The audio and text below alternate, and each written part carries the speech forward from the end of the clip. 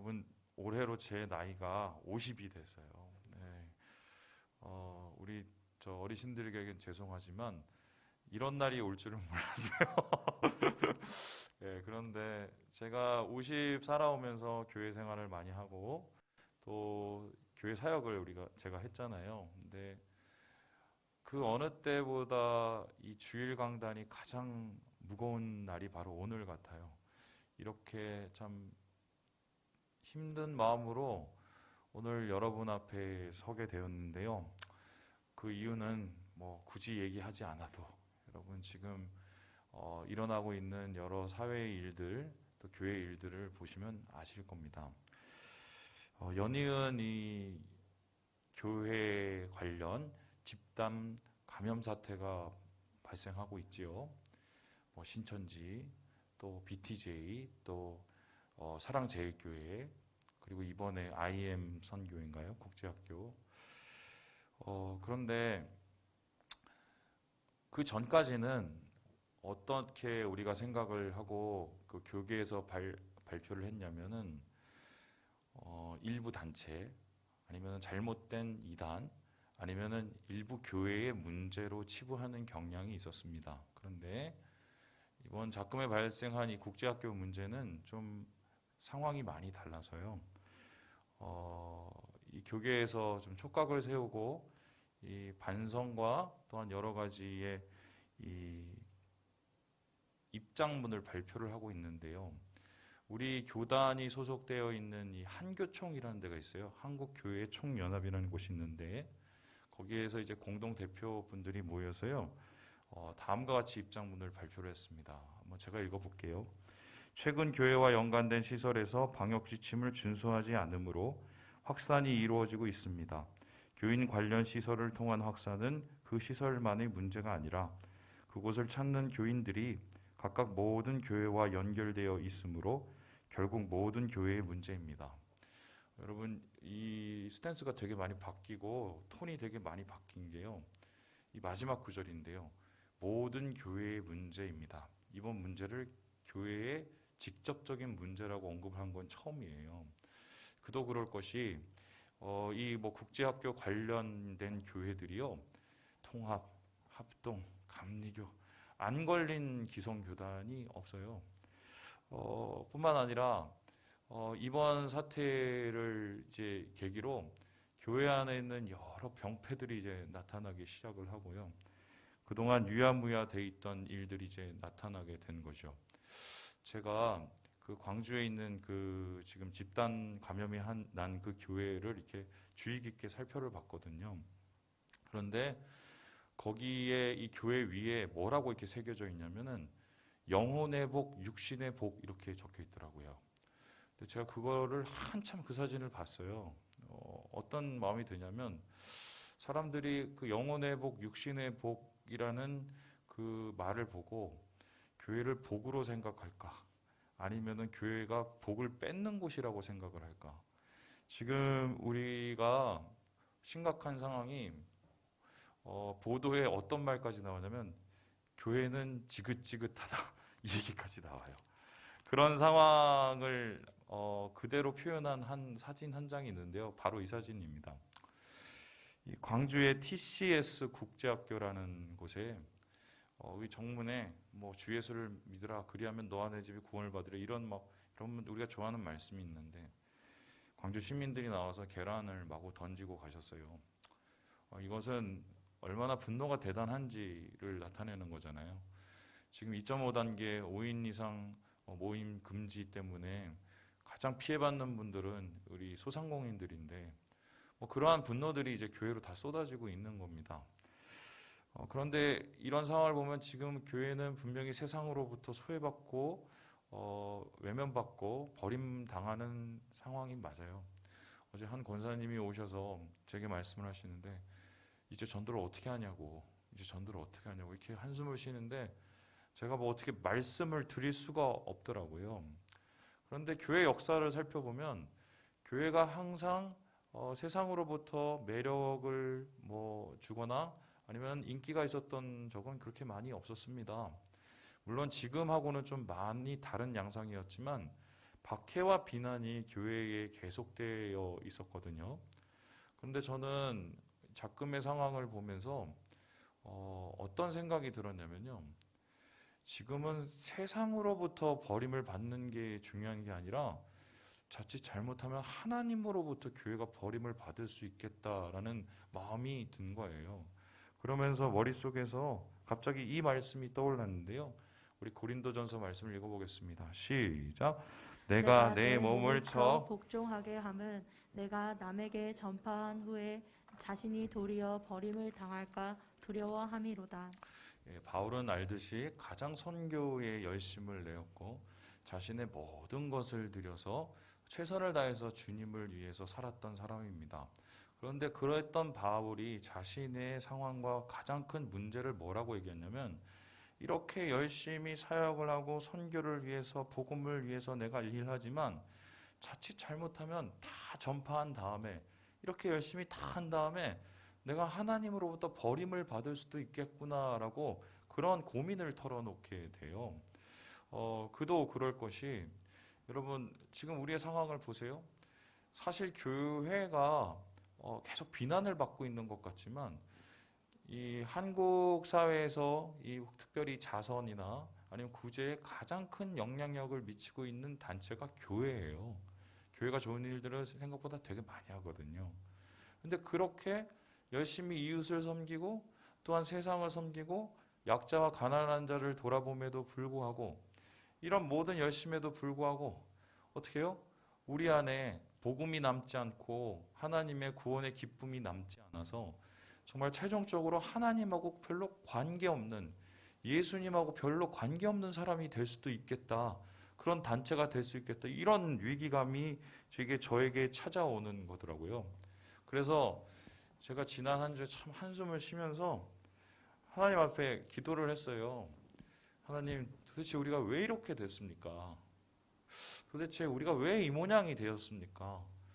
이제는 왜 세상을 떠나서 하나님 앞에 버림받을까 하는 고민 속에서 살아갈 정도의 이 공동체가 됐습니까? 그렇게 기도를 하면서 지난 1년간에 일어났던 교회의 문제들을 이렇게 돌아봤더니 세 가지 말이 떠올랐어요. 이게 뭐냐면 한국 교회를 망쳐놓은 세 가지 말.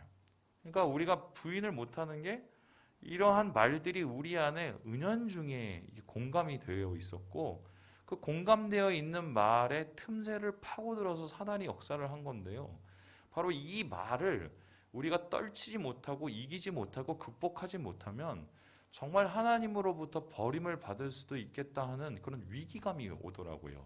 자, 그렇다면은 우리 한국교회를 망쳐놓은, 우리가 넘어서야 될 이 고약한 말들은 도대체 무엇일까? 첫 번째가요. 우리 같이 한번 읽어보도록 하겠습니다. 시작. 우리는 특별하다. 한국교회의 첫 번째 잘못된 말이요, 우리가 특별하다는 말입니다. 여러분, 특별하다는 말 속에는 어떤 뜻이 있냐면요, 우리가 하나님의 선택받은 자라는 개념이 있어요. 특별히 이 세상에 많고 많은 사람들이 있지만 하나님께서 특별히 우리를 예전부터 예정해 놓으셔서 우리를 선택하시고 구원해 줬다는 거예요. 그래서 하나님의 은혜로 그 구원을 받아서 우리가 불로 가든지 물로 가든지 하나님께서 지켜주시고, 하나님께서 눈동자와 같이 우리를 지켜주실 뿐만 아니라 머리가 될지언정 꼬리가 되지 않는 그런 것으로 하나님이 우리를 축복해 주신다는 생각이 우리 안에 있단 말이에요. 그런데 사실 이러한 말에 대해서 바울은요, 조금 다른 특별함을 이야기하고 있습니다. 우리 함께 1장 디모데전서 말씀을 같이 한번 읽어보겠습니다. 시작. 이보다 모든 사람이 받을 만한 이 말이요, 그리스도 예수께서 죄인을 구원하시려고 세상에 임하셨다 하였도다. 죄인 중에 내가 괴순이라. 바울은 우리가 특별하다는 건 인정을 해요. 그런데 그 특별함이 하나님의 선택을 받고 존귀하게 여김을 받고, 그리고 세상에서 하나님께서 가장 으뜸이 되게 하는 특별함이 아니에요. 바울이 생각하는 특별함은 어떻게 하냐면요, 우리가 이럴 만한 자격이 없는데, 이럴 만한 일을 한 것도 없는데 오히려 세상 사람들보다 더 못한 사람인데 하나님께서 나를 구원해 주시고 나를 사랑해 주셨다는 은혜의 특별함이에요. 그러니까 정확하게 말하면 내가 특별한 게 아니라 누가 특별해요? 하나님이 특별하시고 우리 예수 그리스도가 특별하시다는 건데요. 실제적으로 이 바울의 사역 중심 속에서 계속적으로 이어지고 있는 그 힘이 어디서 나왔냐면 하나님이 나를, 자격이 없는 나를 구원하셨다. 그 다메섹 도상에서 예수쟁이 죽이러 가는 나를 하나님께서 구원하여 주셔서 오늘 이 자리, 은혜의 자리로 나를 불러주셨다고 생각하는 하나님을 향한 특별한 부르심에 대한 마음이었어요. 그런데 우리는요, 이러한 특별함을 왜 하나님이 주셨을까 생각을 해보면요, 일종의 여러분 광고인 거예요. 여러분 한 명 한 명이 광고인데 어떤 광고냐? 야, 저 사람도 저렇게 됐어. 어이구, 저 사람도 예수 믿고 저렇게 변했어. 어휴, 저분은 예수 믿고 더 하나님 안에서 더 잘 돼. 이 얘기를 들으려고 하나님이 세우신 거거든요.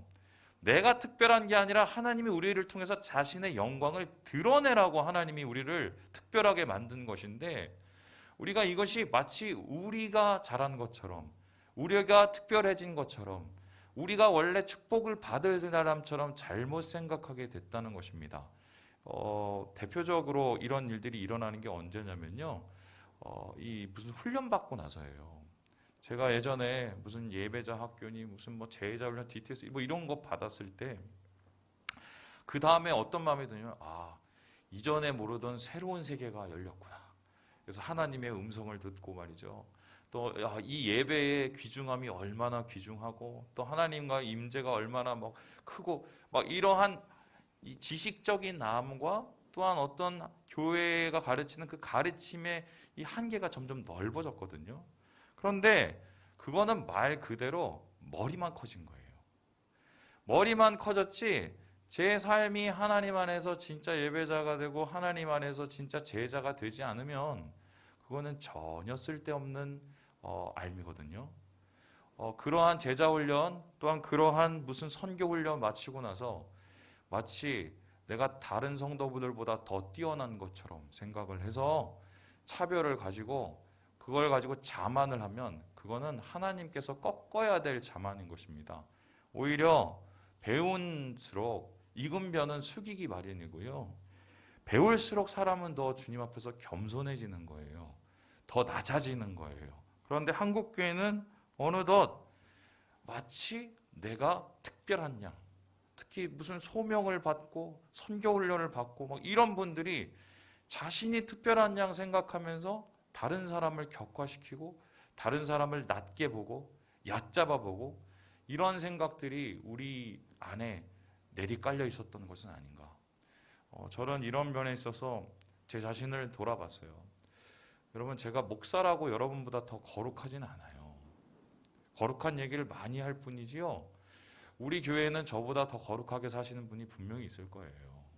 단지 여러분과 함께 거룩한 길을 고민하고 함께 여러분이 말씀 안에서 잘 성장할 수 있도록 도우라고 저를 세워주신 거거든요. 그런데 마치 가르치는 입장이 되니까 자기는 가르치고 성도들은 들으니 내가 특별하고 내가 우수하고 내가 잘났고 이런 생각을 가진 교역자가 되면 그거는 그때부터 교회가 위기가 와요. 오늘 이 교회를 망친 첫 번째 문제, 우리는 특별하지 않아요. 하나님이 특별하세요. 특별한 은혜로 우리를 구원하셨을 뿐입니다. 두 번째로 교회를 망친 말은 무엇일까요? 우리 같이 한번 읽어보도록 하겠습니다. 시작. 우리가 더 옳다. 우리가 특별하다는 이 잘못된 생각과 더불어서 한국교회를 계속 병폐를 주는 게 내가 더 옳다는 생각입니다. 이게 무슨 소리냐? 이런 건데요. 하나님은 선하십니다. 하지만 세상은 악합니다. 하나님은 거룩하십니다. 그리고 세상은 사단 안에서 어떻게 해요? 죄 가운데 있습니다. 이런 선과 악의 대결, 죄와 거룩의 대결을 가리켜서 우리는 영적인 전쟁이라고 합니다. 그래서 이 땅에 사는 예수 그리스도를 믿는 사람은 이 영적 전쟁 가운데서 하나님의 선의 백성으로, 빛의 백성으로 어떻게 해요? 이 세상에 어둠을 밝힐 수 있는 그러한 존재로 하나님께서 세워주신 것이죠. 그런데 이것은 영적 전쟁의 문제는 보이는 것이 아니에요. 바울은 이런 영적 전쟁에 대해서 뭐라고 얘기를 하냐면요. 로마서 7장에서 다음과 같이 얘기합니다. 우리 같이 한번 읽어보겠습니다. 시작. 내 지체 속에서 한 다른 법이 내 마음의 법과 싸워 내 지체 속에 있는 죄의 법으로 나를 사로잡는 것을 보는도다. 이 세상과 하나님 안에서의 영적인 전쟁의 궁극적인 그 전쟁터가 어디냐면 바로 우리의 마음이에요. 두 마음이 계속 싸워요. 거룩과 선을 요구하는 하나님의 말씀과 세상 속에서 이기심과 미움을 계속해서 호도하고 있는 이 사단의 음성이 우리에서 싸워서 그 싸우는 것 중에 은혜로 하나님의 거룩을 붙잡고 주님의 빛된 삶을 살아가려고 노력하는 게 이게 영적인 전쟁이에요. 그래서 영적 전쟁은 내 안에서부터 시작이 돼서 내가 극복을 해야 하나님의 통로가 돼서 세상 속에서 하나님의 선을 나타내거든요. 그런데 마치 이것을 이 보이는 전쟁을 보이지 않는 이 영적 전쟁을 보이는 것으로 뒤바뀌어 버리면 그때부터는 이상한 게 돼버려요. 제가 쉽게 설명을 해드릴게요. 저한테 뭐 이런저런 목사님들이 문자가 매주마다 몇 건씩 와요. 근데 그 문자들이 뭐냐면 1번 동성애는 문제다. 동성애를 반대합시다. 이런 문자가 격하게 오시고요. 2번 정부는 교회를 핍박하는 정부다. 그래서 정부 반대 운동을 해야 된다. 그런 문자가 와요. 그리고 3번 뭐냐면 이번 정부는 이 사회주의에 가깝고 그다음에 중국 공산당에 가까운 친공산주의 정부이기 때문에 이 정부에 대해서 우리가 투쟁을 해야 된다. 교회가 합쳐서 이런 문자가 와요. 그런데 제 생각에는 그래요. 저는 예전에도 제가 말씀드렸지만 성경이 죄라고 말하는 것을 죄라고 얘기하고 성경이 선하다고 얘기하는 것을 선하다고 말해야 되는 어떻게 의무가 있는 사람이에요. 그게 목사예요. 그렇다면 동성애는 성경에서 분명히 죄라고 얘기해요. 죄인 것을 사람들에게 합법적으로 어떻게 해요? 설명을 하고 그것을 정착을 하려고 하면 그거는 우리가 할 수 있는 대로 반대를 해야겠지요. 그리고 뿐만 아니라 이번 정부가 분명히 지난 정부보다는 교회에 대해서 호감을 가지고 있지 않다는 것도 저는 알아요. 그래서 제가 솔직히 예배를 준비하고 예배를 이루어가면서 참 이번 정부 들어서 힘겨운 일들이 여러 있었어요. 그런 말씀을 왜 하시는지 알거든요. 그러면 그런 상황은 그런 상황대로 우리가 판단을 하고 그런 상황대로 우리를 지켜가면 되는데요. 그 다음이 문제예요. 그러니까 이거는 정부는 사탄 새끼, 그리고 교회는 뭐 마치 이제 하나님의 거룩한 전사, 빨갱이, 또 빨갱이 반대는 파랭인가요? 이래서 보이는 이 전쟁으로 영적 전쟁을 착각을 하게 되는 거죠. 그래서 어떻게 돼요? 그러니까 너는 틀린 거예요. 우리는 무조건 맞는 거예요. 그래서 이러한 이분법적 사고가 어떻게 해요? 자칫 잘못해서 교회를 심각한 위기에 떨어뜨릴 수 있다는 겁니다. 이에 대해서 이 100주년 기념관에서 이번에 사과문 발표한 이 종종기자단에서 이렇게 얘기를 했어요. 우리 같이 한번 읽어볼까요? 시작! 대다수 교회들이 방역을 성실하고 사회를 위한 기도와 봉사에 매진함에도 한국교회 안에 깊이 내재된 내적 사회 심리와 이분법적 사유 방식은 교회주의와 종파주의를 넘어서서 공교회로서의 정체성과 사회적 책임감을 수행하는 데 장애가 되고 있다. 그러니까 이런 거예요. 동성애 반대해야죠. 그리고 예를 들어서 인권적인 문제에 소위 말해서 이 사람의 인권을 뭐 갑질을 한다든가 이것도 교회가 반대해야 될 문제예요. 그런데 그렇다고 해서 그런 반대 입장이라고 해서 우리가 다 오르는 건 아니에요. 그렇게 정치적으로 활동을 하시면서 반정부 운동을 하신 분들의 특징이 뭐냐면요. 제가 솔직히 이렇게 말씀을 드릴 수 있는 게 저한테 이 경험이 있거든요. 쟤네는 다 틀려요. 그러니까 나는 조금 틀려도 상관없어요. 그러니까 이러한 흑백 논리 속에서 자기의 잘못을 감추기가 쉽고요. 그리고 자기의 이 의를 나타내기가 되게 쉬워져요. 그러니까 이런 이분법적 사고, 그리고 이런 그 보이는 영적 전쟁의 논리에 빠지게 되면 어떻게 되냐면 한마디로 자기를 돌아보지 못해요.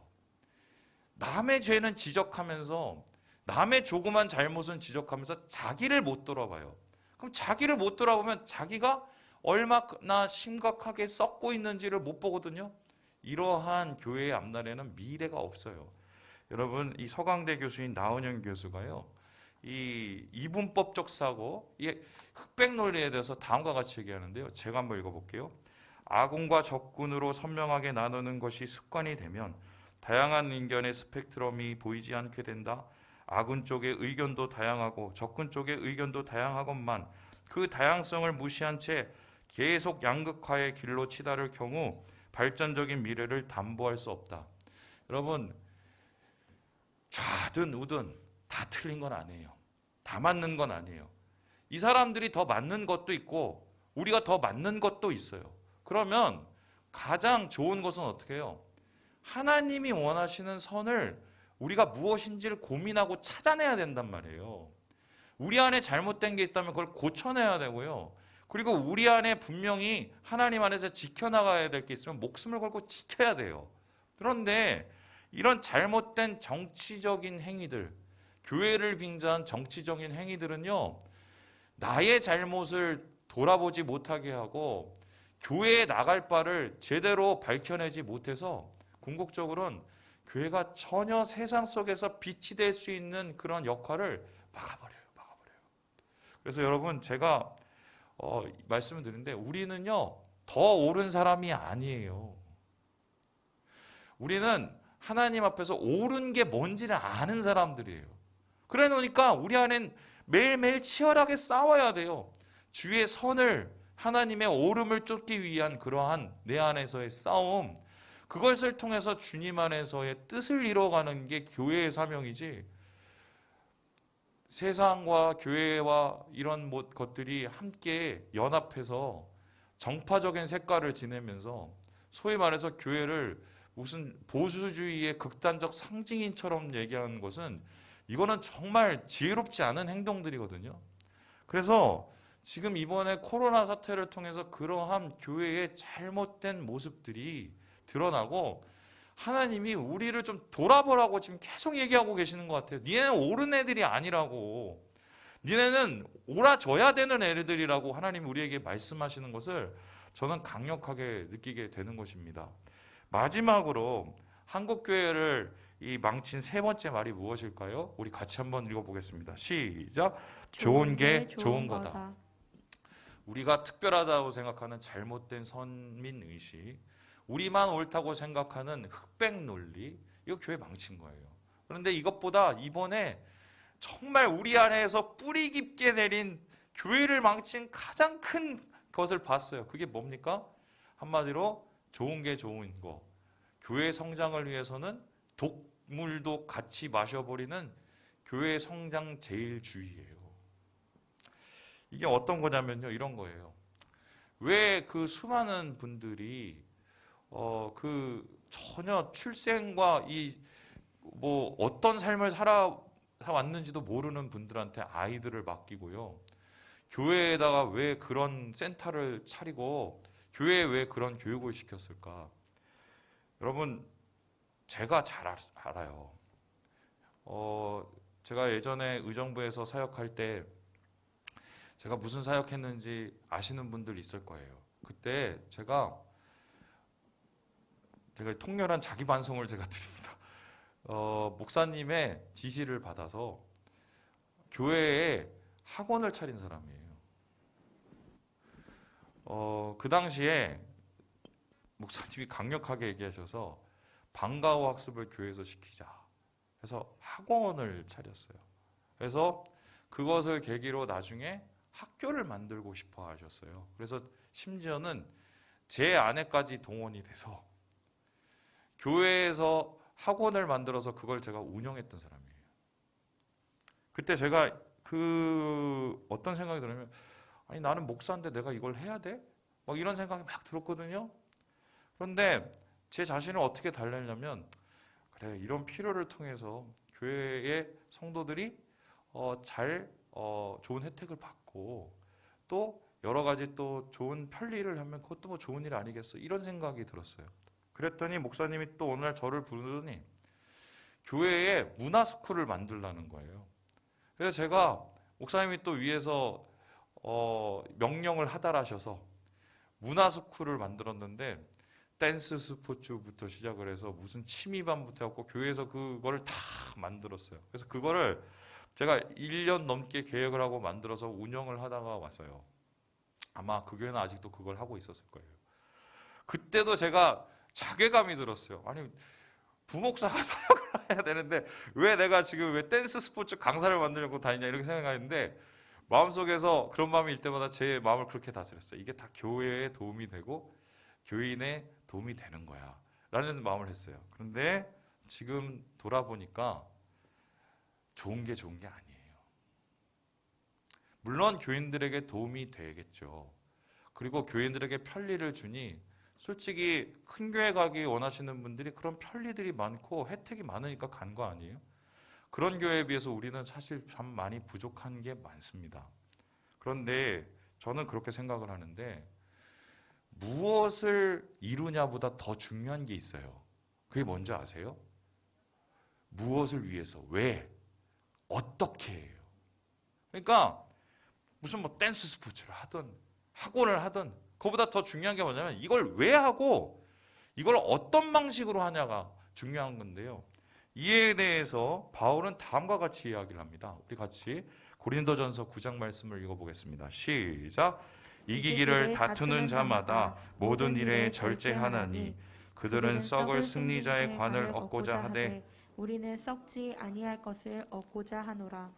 우리가 목적이 있어야 돼요. 하나님의 소명과 그 사역은 목적이 있어야 되고요. 그 방식이 분명히 있어야 돼요. 그 목적과 방식이 뭐냐면요. 지금 보니까 승리자의 관을 얻고자 하는 말 그대로 스포츠 선수와 같아야 된다고 말을 하고 있습니다. 다음 그림을 보시면 이제 아크로코린트라고 이제 고린도에 있는 그 광장인데요. 이 광장에 2년마다 한 번씩 벌어지는 스포츠 게임이 있었어요. 그게 뭐냐? 바로 이스미안 경기였습니다. 근데 이 이스미안 경기는 오늘날로 따지면요, 무슨 올림픽 경기 비슷한 건데요. 그 당시 로마 사회에서 가장 큰 이 축제 중에 4대 축제 중에 하나인 것이 이스미안 경기였습니다. 그런데 이 이스미안 경기에서 가장 핵심적인 이 장면이 뭐냐면 띰뛰기, 그리고 어떻게 해요? 권투예요. 그런데 이 띰뛰기 권투에 우승을 하면은 그 사람에게 주는 영예가 엄청났어요. 그러니까 사람들이 이 영예를 누리기 위해서 어떻게 했냐? 10개월 전부터 몸을 만들어서 가장 잘 뛸 수 있는, 그리고 가장 잘 싸울 수 있는 몸으로 자기를 만들어요. 그러니까 그 사람들이 그러한 일을 만든 이유가 뭐예요? 자기를 절제함으로 승리를 향해서 나아가는 목표의식과 절제하는 그런 삶의 모습이 있었단 말이에요. 그런 것을 통해서 어떻게 해요? 멸류관을 쓰게 되는 거죠. 이러한 모습을 바울은 교인들과 연관을 시켜요. 우리는 썩을 관이 아니라 썩지 아니할 저 천국의 상을 우리가 바라보고 있지 않냐. 그러면 그 천국의 상, 구원, 복음을 향해서 달려갈 때 우리가 그러한 사역과 소명을 이루어야 되는 오늘의 모습은 어떤 것이냐? 어떤 거예요? 바로 절제된 삶, 청렴한 삶이래요. 그럼 쉽게 설명하면 이런 거예요. 저 교회 가면은 공부도 시켜주고 유학도 보내준대. 여러분, 이거보다 저 교회는 형편이 어렵고 힘든 애들을 도우려고 가르친대. 여러분, 두 개 중에 어느 게 교회가 할 일 같아요? 저 교회 가면은 이것도 주고 저것도 준대. 가면 혜택이 많아. 이거와 저 교회는 가난한 사람을 돌아보고 저 교회는 힘든 사람들을 그렇게 돌아본대. 이게 둘 중에 어느 게 교회가 할 일이에요? 우리가 하나님 안에서 교회는 백화점이 아니거든요. 교회는요, 구제 장소가 돼야 되고요. 교회는요, 병원이 돼야 되고요. 교회는요, 치료소가 돼야 돼요. 예수님이 제자들과 함께 세상 사람들을 어떻게 해요? 치유하고 회복하고 구제하고 그들을 돌아보았던 것처럼 교회는 바로 그 역할을 해야 돼요. 그러기 위해서는 어떻게 돼요? 우리가 절제해야 돼요. 그러니까 헌금도 내고, 그렇죠? 우리가 또 그걸 위해서 봉사를 하고, 그러한 봉사와 헌신을 통해서 어떻게 해요? 천국의 상을 바라보는 거예요. 그게 바로 교회가 힘써야 되는 건데, 마치 교회가 잘 되면 다 좋은 거지 뭐. 교회가 커지면 다 좋은 거지. 좋은 게 좋은 거라는 이 생각이 거의 물질 만능, 교회 성장 만능주의가 교회 안에 뿌리 내리면서 오늘의 이 타락의 순간을 우리가 지금 보고 있는 거라고 저는 생각을 하거든요. 이에 대해서 김세현 박사가 다음과 같이 정리를 하고 있습니다. 같이 한번 읽어보도록 하겠습니다. 시작. 바울은 자신의 구원과 소명을 분리하지 않습니다. 우리의 소명이 단순히 이웃의 사제 노릇하는 장으로서 하나님을 섬기는 수단만이 아니라 그 소명을 어떻게 감당하느냐가 우리의 구원과 직결되어 있다고 가르치는 것입니다. 성도는 구원의 확신이 자만과 방종이 되지 않도록 자제하고 회개하고 새롭게 결단하는 달려가는 자의 긴장을 동시에 가져야 합니다. 옛날에 우리 교인 중에 한 분이 저한테 그런 얘기를 했어요. 목사님 비전이 뭡니까? 저요. 저는 세상에 빛이 되는 거예요. 그랬더니 좀 구체적으로 얘기를 해보세요. 그래서 저는 선교도 열심히 해야 되지만 고아와 과부와 나그네를 도와야 되는 교회라고 저는 생각한다고 그렇게 얘기를 했어요. 그랬더니 그분이 저를 한참 보시더니 이런 얘기를 했어요. 목사님 그런 거 말고 더 큰 비전 없어요? 이렇게 얘기를 하시더라고요. 그래서 제가 뭔 말을 더 해야 될까? 그래서 크게 소리로 얘기를 하면 될까? 그래서 고민을 하는데 제가 그래서 그분한테 물었어요. 그러면은 어떤 게 큰 비전인지 저한테 좀 얘기를 해주세요. 그랬더니 그분이 그때 저한테 그렇게 얘기하더라고요. 아니 어떤 교회는 학교를 만들고 유학도 보내주고 뭐 아니면은 애들을 키워서 어떻게 하고 막 그걸 하는데 목사님도 뭐 그런 큰 비전이 있어야 되죠. 그래서 제가 그랬어요. 우리 교회가 그렇게 커질 리도 없고요. 저는 그런 걸 왜 교회에서 하는지 잘 모르겠어요. 그거는 어떻게 보면 우리가 아이들이 좋은 심성을 가지고 공부할 수 있도록 우리가 그 아이들을 도와주는 건 모르겠지만 교회가 왜 굳이 그런데 안 그래도 어려운 사람 돕기도 바빠 죽겠는데 그걸 해야 되는지 잘 모르겠어요. 그랬더니 그분이 의아해하면서 저를 쳐다보고 그때 가셨어요. 그러고 나서 교회를 안 오셨어요. 근데 저는 죄송한 말씀이지만 아직도 생각이 똑같아요. 그 마이클 존지 그분이 그러더만요. 교회가 학원보다 더 잘 가르친다고. 여러분 그런 말도 안 되는 소리가 어디 있어요. 교회가 잘할 수 있는 거는 바른 신앙과 바른 가치관을 가지고 공부를 잘하게 만들 수는 있어요.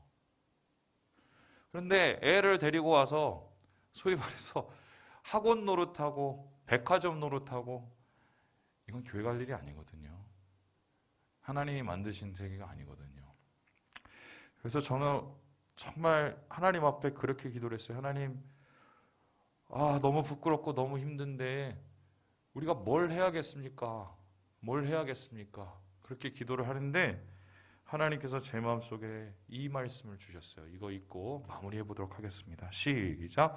사람들은 범죄하여 그들의 생명을 스스로 해하였거니와 그들이 향로를 여호와 앞에 드렸으므로 그 향로가 거룩하게 되었나니 그 향로를 쳐서 제단을 싸는 철판을 만들라. 이스라엘 자손에게 표가 되리라 하신지라. 이게 언제적 얘기냐면요. 고라 자손과 아비라, 다담 이런 사람이 모세와 아론을 대항해서 편당을 짓고 이스라엘 공동체를 분열시키다가 벌을 받아서 한마디로 이 죽임을 당한 그때예요. 그때 땅속으로 가라앉은 사람이 250명, 그리고 전염병으로 죽은 사람이 17,000명인가요? 그렇게 돼요. 이 상황 속에서 하나님께 모세가 열심히 기도해서 그 상황은 멈췄지만 그 후에 모세가 뭘 시켰느냐? 아론의 아들인 엘르아사를 시켜서요. 그들이 하나님 앞에 올렸던 잘못된 향로를 다 가져와요. 그리고는 그걸 두들겨서요. 뭘 했느냐? 제단을 다시 보수를 해요. 저는 오늘 이렇게 잘못된 예배, 잘못된 교회 길을 나아가는 이 모든 것이 끝나갔을 때 하나님께서 엘르아살 같은 자를 세워주셔서 새로운 교회와 새로운 하나님의 비전을 위해서 제단을 보수하는 자를 찾고 계시다고 저는 믿어요. 사랑하는 우리 형제 자매 여러분, 우리 교회가 정말 그런 교회가 됐으면 좋겠습니다. 우리가 특별하지도 않고 우리가 부족할 때도 너무 많고 또 우리가 하나님 안에서 정말 모자랄 때도 너무 많지만 우리가 우리의 마음 중심에 하나님을 향한 제대로 된 마음과 겸손과 주님을 향한 소망을 잃지 않을 때 하나님께서 우리 교회를 그렇게 사용하실 거예요. 사랑하는 우리 형제 자매 여러분, 새로운 시작을 위한 준비는 항상 어두운 밤부터 시작이 돼요. 밤을 물리칠 수 있는 건 빛이에요. 빛을 준비하며 빛으로 새로운 세상을 소망하는 우리 사랑하는 주의 가족 되시길 주님의 이름으로 축원합니다. 기도하겠습니다.